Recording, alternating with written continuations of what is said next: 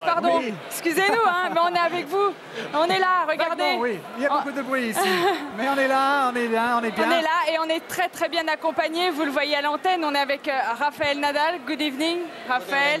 What a pleasure for us to have you with us for this important night. You are playing Roland Garros, the French Open. How do you feel? I'm feeling good always. Happy to be back here. Je me sens vraiment bien, je suis très content d'être ici à Paris.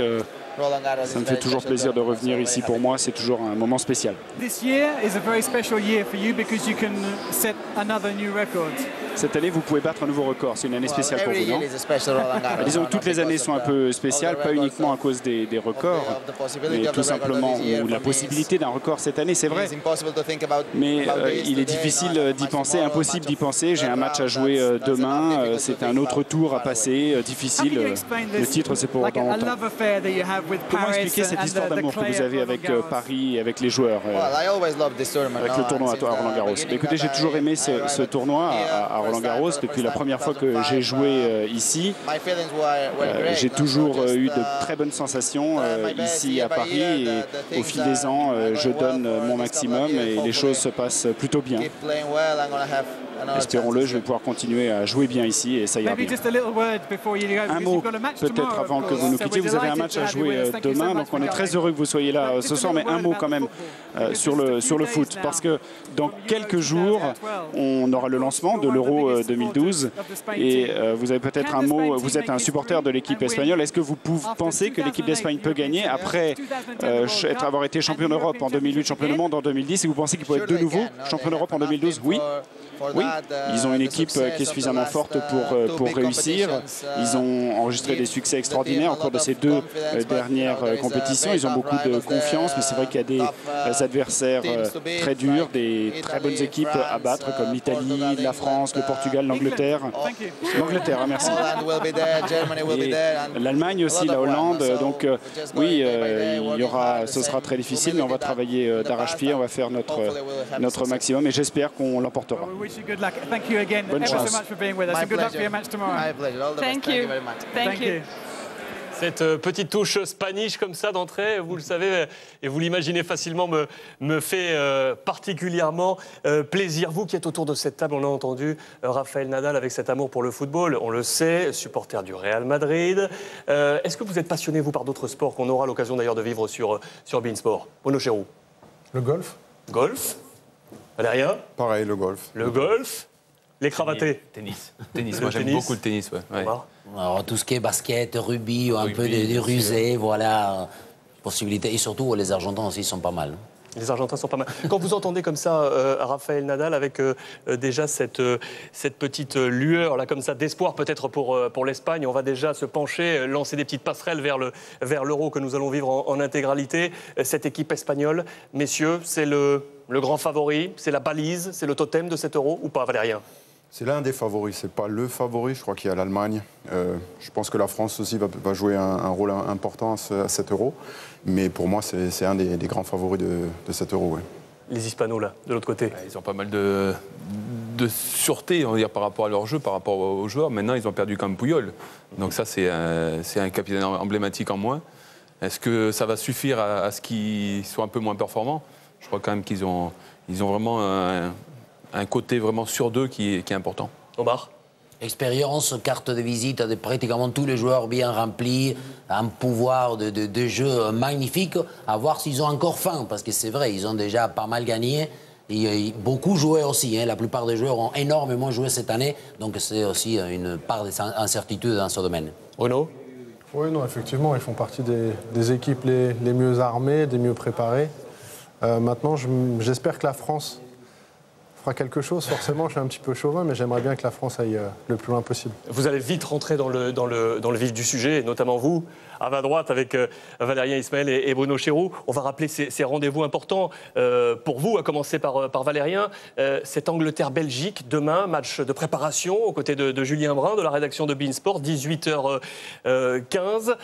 Rentrer dans le vif du sujet, comme ça, l'Angleterre également, match important. Pour vous, également, match important. Premier match sur Beansport. Oui, très important. content. C'est vrai que ça fait plaisir de faire partie du coup d'envoi, d'être de l'aventure. Donc c'est vrai qu'il y a un peu de battement qui est là, mais on se réjouit. Je crois que c'est un match important aussi pour l'Angleterre. Et ça va permettre aussi à nous, Français, de voir notre concurrent. On va repasser par Chaillot. On va repasser par le palais de Chaillot, au pied de la Tour Eiffel. Marie Patrick-Sedarène, tu l'es de nouveau avec des invités. Marie, après Rafael Nadal. Eh ben, je vous propose Nicolas Karabatic et Mariama Signaté, un petit peu de handball, puisqu'on suivra les tournois de handball aux Jeux Olympiques avec ces deux handballeurs. Bonsoir Nicolas, bonsoir Mariama. Bonsoir. On a 56 jours des Jeux, Nicolas. Vous y pensez déjà? Bien sûr que j'y pense déjà. Même si je suis en vacances, je dors, je mange, je fais la sieste JO. Vous mangez pas anglais quand même, rassurez-moi. Non, pas anglais. Ils sont pas très bons dans ce domaine-là. Mariama, vous vous êtes qualifiée la semaine dernière avec l'équipe de France féminine. Vous êtes qualifiée pour l'Euro. Vous soufflez un petit peu maintenant? On ne souffle pas encore parce qu'on a encore un match dimanche à Nantes contre la Lituanie. Il y a un petit peu de relâchement, mais on est déjà sur le qui-vive et prête à s'engager sérieusement vers ces Jeux Olympiques. Nicolas, avant ces Jeux, il y a un peu de vacances. À quoi ça ressemble les vacances de Nicolas Karabatic? Alors les vacances, ça ressemble à... Je vais aller quelque part où il y a du soleil, où il fait beau, où il y a la mer. Mais je vais courir tous les jours parce que j'ai été un peu blessé, donc il faut que je me prépare pour les Jeux et que je sois en forme pour les Jeux. Mariama, vous allez travailler avec nous sur beIN Sport, dans Midi Factory, avec François Pécheux. Un petit mot sur votre rôle. Sur mon rôle, il va bientôt venir. J'espère que ce sera une bonne surprise pour le public et je suis vraiment très pressée de commencer. Et je vous laisserai découvrir et j'espère que les gens suivront quand même. J'en suis sûre, j'en suis sûre. Vous allez tous les deux au jeu. Est-ce qu'il y a un sportif olympique que vous rêvez de rencontrer? Rafael Nadal. Ah ben il est là, ça tombe bien. Je vais aller faire une photo avec lui. beIN Sport réalise des rêves, c'est magique. Et vous, Mariama? Moi, Nicolas Karabatic. Merci à tous les deux en tout cas d'être passés nous voir. Merci. Merci Mariama et merci à vous Nicolas. Marie, on revient bien entendu dans quelques petites secondes avec tous vos invités. Vous l'avez dit vous-même Marie, tous les sports seront à vivre sur beIN Sport avec notamment un sport extraordinaire qui va faire son retour en France, le rugby à 13. Et on va filer en Angleterre, on va aller retrouver un homme fort de notre rédaction puisque Rodolphe Pires est avec nous en direct. Bonsoir à vous mon cher Rodolphe, ce rugby à 13 dont on attend beaucoup sur l'antenne. Bonsoir Alex, bonsoir à tous. Soyez les bienvenus ici dans le cœur du rugby à 13, ici dans le nord de l'Angleterre. Nous sommes à Salford, nous sommes en périphérie de Manchester et ici bat le cœur de ce sport merveilleux qu'est le rugby à 13. Un sport que l'on suivra semaine après semaine sur l'antenne de beIN Sport. Les Dragons catalans disputent aujourd'hui un match crucial dans la poursuite de la première place de la Super League et ils nous ont fait l'amitié de nous ouvrir leurs portes à quelques minutes du coup d'envoi de ce match importantissime avant la grande rencontre la semaine prochaine face à l'équipe de Wigan. Alors un vestiaire qui s'ouvre, c'est pas très fréquent, on va en profiter pour aller rencontrer le capitaine des Dragons catalans. Suivez-moi, come on Simon, notre caméraman, qui va venir vous présenter le capitaine des Dragons catalans, Rémi Casti. Bonjour Rémi. Bonjour. Merci d'être avec nous, c'est très sympa de nous accueillir dans le vestiaire pour beIN Sport pour cette première. Vous allez disputer cette rencontre de Super League face à l'équipe de Salford ce soir, mais la compétition en elle-même, c'est vraiment une succession de montagnes russes, c'est extrêmement compliqué. Oui, je pense que c'est une compétition de rugby la plus impitoyable en Europe. C'est tous les week-ends une remise en question et voilà, il faut être à 100% tous les week-ends. Il n'y a pas de petite équipe et tous les week-ends c'est un gros match. C'est une dépense énergétique absolument unique, c'est dur, c'est violent. Comment est-ce que vous évoluez vous dans cette compétition? Parce qu'en même temps, c'est aussi un sport très beau et très noble. Oui, c'est sûr qu'il y a beaucoup d'agressivité dans notre sport, mais bon, on se prépare pour, on fait beaucoup de séances de muscu, beaucoup d'entraînement intense et on se prépare pour ce genre de matchs qui sont vraiment à 2000 à l'heure. Donc c'est pour ça que c'est un beau sport et on est content d'avoir une télé comme beIN Sport. Merci beaucoup Rémi, on essaiera en tout cas de vous rendre l'appareil parce que vous faites beaucoup vous aussi avec l'équipe de France et avec l'équipe des Dragons qui vont donc vous proposer un spectacle exceptionnel, des courses fabuleuses, des contacts très impressionnants, des plaquages dévastateurs, des essais et surtout du fun car voilà un sport extrêmement amusant. On est sûr que si vous ne connaissez pas encore le rugby à 13, vous allez être séduit. Allez, il est temps pour nous de nous effacer parce que ce qui appartient au vestiaire reste au vestiaire et nous allons retrouver notre place, c'est-à-dire dans la tribune. N'oubliez pas le rendez-vous rendez-vous, ça sera samedi face à l'équipe de Wigan. Ça sera à 15 h au stade de la Montsûre de Montpellier. Soyez au rendez-vous parce que là, c'est un très gros match qui nous attend. On a pris date, Rodolphe. On a pris date. Merci à vous. Allez vous mettre à l'abri et laisser cette concentration se faire. Rodolphe Pires en direct avec nous du nord de l'Angleterre à Salford. Messieurs, on repart au Palais de Chaillot puisque bien entendu, nous parlerons également ce soir de l'équipe de France. Et Marie et Darren sont avec deux membres importants de la liste des 23 de Laurent Blanc. Et oui, effectivement, Alexandre, nous sommes avec Adil Rami et Hatem Ben Arfa. Ravi de vous avoir avec nous, les gars. On est à quelques jours maintenant de l'Euro 2012. Après 2 matchs réussis avec cette équipe de France en préparation. Première question, vite fait, par rapport à hier, après la victoire contre la Serbie, il y avait quand même une grosse doute par rapport à Yann M'Vila. Est-ce qu'il va bien? Quelles sont ses nouvelles? Il a pris un petit coup à la cheville. On ne sait pas exactement pour combien de temps il en a, mais en tout cas, on est tous inquiets pour lui et on ne pense pas que ça soit une blessure grave. On espère en tout cas. Hatem, 2 victoires, 2 matchs amicaux. On a l'impression que la sauce est en train de prendre dans ce groupe. Comment ce groupe vit en ce moment?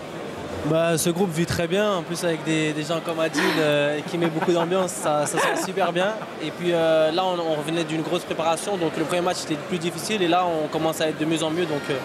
Donc ça va monter en puissance jusqu'au 11 juin, le match le plus important. Ce qui est important à Adil, c'est que justement cette équipe de France retrouve le sourire, mais redonne le sourire aussi au public français, parce qu'après 2010, on ne va pas y revenir. Mais c'est important de relancer la machine en quelque sorte. Bien sûr, ça fait maintenant 2 ans qu'on travaille pour ça, ça fait 2 ans qu'on commence à se connaître. Il y a une très belle ambiance qui fonctionne. Voilà, et à travers l'ambiance, à travers les bons résultats, on commence à prendre individuellement et collectivement de la confiance et la machine prend forme et voilà, c'est bien. Vous êtes en confiance, ça se voit, vous avez tous les deux réussi une superbe première saison à l'étranger. Adil avec Valence en Espagne, Hatem Ben Arfa, comme on chante du côté de Newcastle aujourd'hui. Ça donne la confiance aussi à Hatem pour arriver en équipe de France? Ouais, c'est sûr que ça donne une confiance supplémentaire, surtout quand on évolue dans un grand championnat, on a l'habitude de jouer contre des grands clubs. Donc ça nous donne confiance et puis après venir en équipe de France, on va essayer de reproduire les mêmes performances. Et vous savez que le premier match, le 11 juin, en direct sur beIN Sport d'ailleurs, est contre l'équipe d'Angleterre, cette grande nation de football. Est-ce que vous tremblez déjà, Adil Rami, à l'idée de jouer contre l'Angleterre? Bien sûr, de débuter l'Euro et de commencer par l'Angleterre, je suis impatient et tout excité. Mais t'es pour qui? Je suis plutôt made in England personnellement, d'accord. Même si l'équipe de France reste ma 2e équipe. Donc pour moi un match nul, le premier match, ça m'irait très bien. Ça c'est trop facile, match nul. Est-ce que vous chambrez déjà avec vos coéquipiers à Newcastle? Là j'ai pas eu trop de nouvelles, mais en tout cas je sais qu'en Angleterre ils sont très critiqués dans leur pays là. Et en plus il y a 2 joueurs blessés, il y a Barry et Lampard, donc ça va faciliter les choses, mais ça va rester très difficile contre une grande équipe et j'espère qu'on va les battre. Comme ça, après, quand je vais revenir, on va bien échanger. Vous allez tous les deux vivre votre première grande compétition internationale. Est-ce qu'on est un petit peu excité, un peu stressé, impatient? Comment vous vous sentez par rapport à ça? Il y a de tout. Hein. Ouais, il y a de tout. Impatient moi, je dirais la plus grosse chose, c'est plus impatience. Voilà. Et pour vous, Adil? Pareil, impatient, excité, beaucoup d'envie. Donc l'équipe de France qui retrouve le sourire à travers ces jeunes joueurs, Adil Rami et Hatem Ben Arfa. On est ravis de vous avoir avec nous. Soyez bons à cet Euro, mais pas trop bons contre les Anglais. Merci. Merci et vous aussi, soyez bons dans votre nouvelle chaîne et j'espère que cette chaîne aura une longue vie. Et voilà. Merci. D'ailleurs, Hatem, vous nous disiez, vous êtes presque chez vous ici. Ouais, vous vous sentez bien? C'est peut-être parce que je suis d'origine tunisienne, je sais pas, mais en tout cas, c'est vrai que... On est à la maison ou pas? Eh bien, restez chez nous, restez. On est bien ici avec beIN Sport. Merci beaucoup. Merci. Ils sont très bons tous les deux, avec Marie et avec Darren. Le rendez-vous également de l'Angleterre. Je voulais annoncer avec ce match de préparation, les Anglais face à la Belgique. C'est demain en direct, 18h15 sur notre antenne. Et nous serons dans quelques minutes en direct de Londres avec Samuel Olivier qui nous donnera les dernières nouvelles de ce groupe anglais. Vous le savez, avec cette nouvelle tombée sans Lampard. Messieurs, la nouvelle également concernant l'équipe de France. Darren a posé la question à Adil Rami et à Hatem Ben Arfa. La petite cheville qui a tourné de Yann M'Vila, ça pourrait être un gros souci pour l'équipe de France. Greg. Le problème, c'est qu'il avait l'air de dire que ce n'était pas la première fois. Donc, on va dire que cette sensation, il a l'air de la connaître. Donc moi, ce qui m'a inquiété, c'est de voir sa réaction, d'être en pleurs. Donc est-ce qu'il a vraiment senti craquer? Est-ce que ça allait loin ou pas?